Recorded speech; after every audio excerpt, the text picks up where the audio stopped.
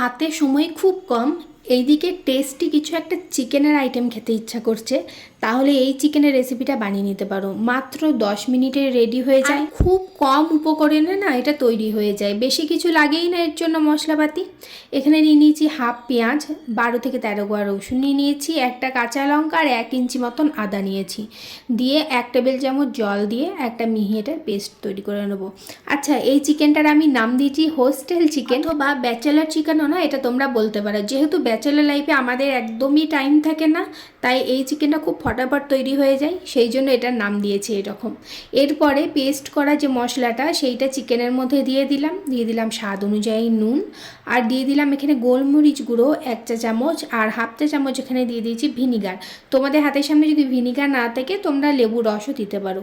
তারপরে ভালো করে মাখিয়ে নিলাম, আর মাখাতে মাখাতে হঠাৎ মনে পড়ে গেলো আমি তো তেল দিতেই ভুলে গেছি, দিয়ে দিলাম 1 টেবিল চামচ এখানে সর্ষের তেল। তারপরে এটাকে 1 ঘন্টা আমি ম্যারিনেট করে রেখেছিলাম। এরপর কড়াইতে 1 টেবিল চামচ আরও সর্ষের তেল অ্যাড করে এই ম্যারিনেট করা মাংসটাকে দিয়ে দিলাম। এরপর গ্যাসের ফ্লেমটাকে হাই করে 5 মিনিট ধরে ভালো করে মাংসটাকে একটু নাড়াচাড়া করে নিতে হবে।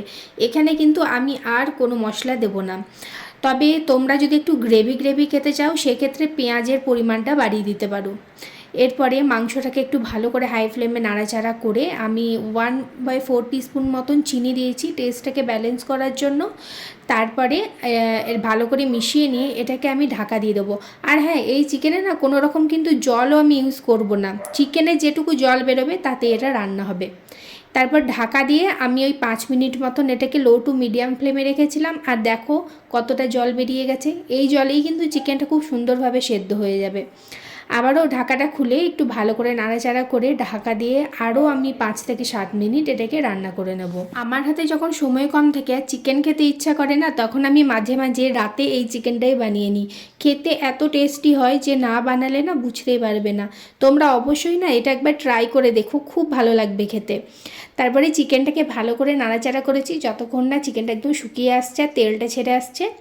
তেলটা ছেড়ে এলে আমি ওপর দিক থেকে একটা বাটারের কিউব দিয়ে দিয়েছি। শেষে যখন এই বাটারের কিউবটা দেবে না, এত সুন্দর একটা গন্ধ আসে না, মানে তখনই তোমার যে কখন জিভ দিয়ে জল বেরিয়ে যাবে তুমি নিজেও বুঝতে পারবে না।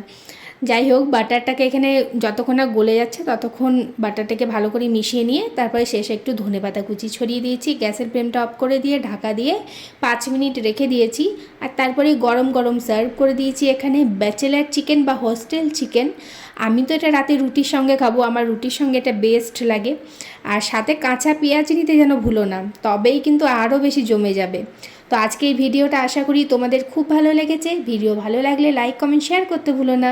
যদি ফেসবুক পেজ থেকে দেখে থাকো ভিডিওটা, পেজটাকে ফলো করে পাশে থেকো। আর যদি ইউটিউব চ্যানেল থেকে দেখে থাকো তাহলে চ্যানেলটাকে সাবস্ক্রাইব করে দিও।